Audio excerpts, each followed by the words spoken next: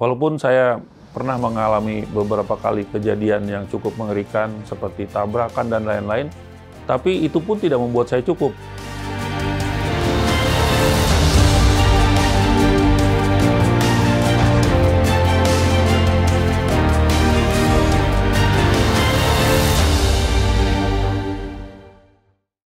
Shalom, nama saya Eri Siagian. Anda sedang menyaksikan Moving, Motivation and Living.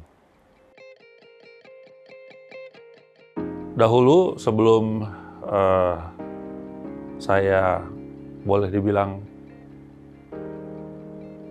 kembali ke kehidupan normal, dulu saya sangat senang untuk bahasanya dugem sama balapan liar.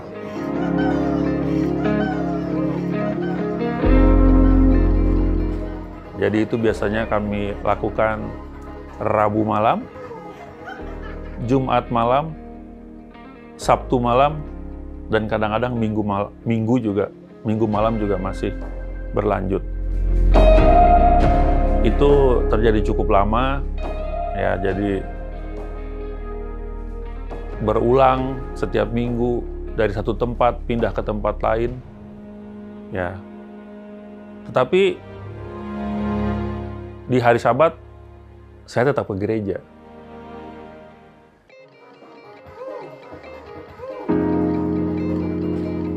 Walaupun di Jumat malam saya pergi dugem, saya balap liar sampai jam 2, jam 3 subuh, tapi jam 9 pagi saya sudah ada di gereja.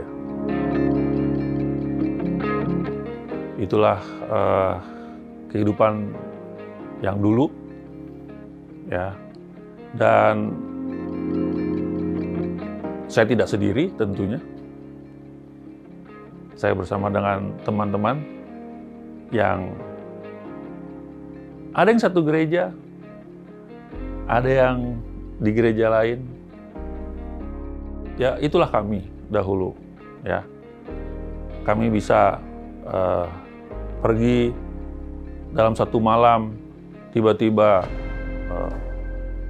yuk ke Bandung, karena di Jakarta mungkin polisi sedang banyak di jalanan, lalu dapat info di Bandung balapannya sedang asik, kami bisa tiba-tiba pergi ke Bandung hanya untuk mengikuti balapan, dan setelahnya kami akan pulang lagi ke Jakarta, lalu ke gereja paginya.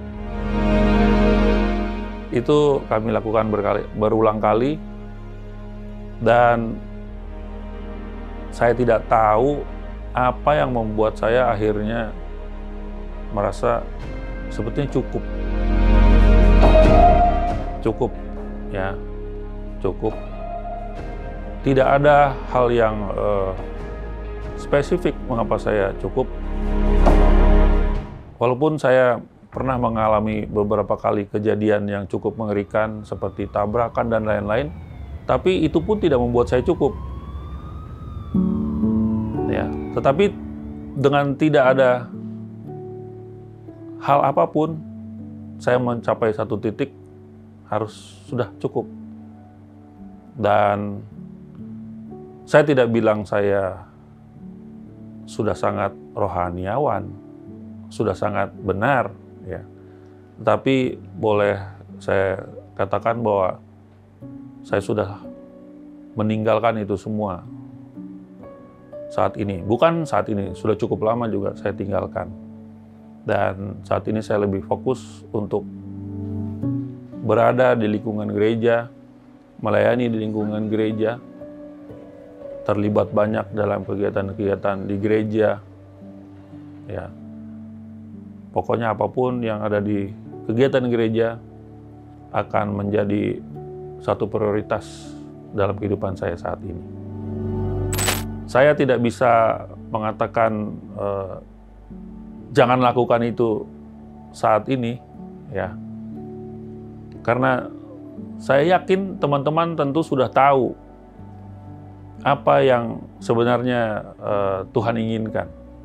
Tapi mungkin teman-teman sekarang sedang mungkin mengeraskan hati atau sedang berusaha menikmati akan apa yang teman-teman inginkan.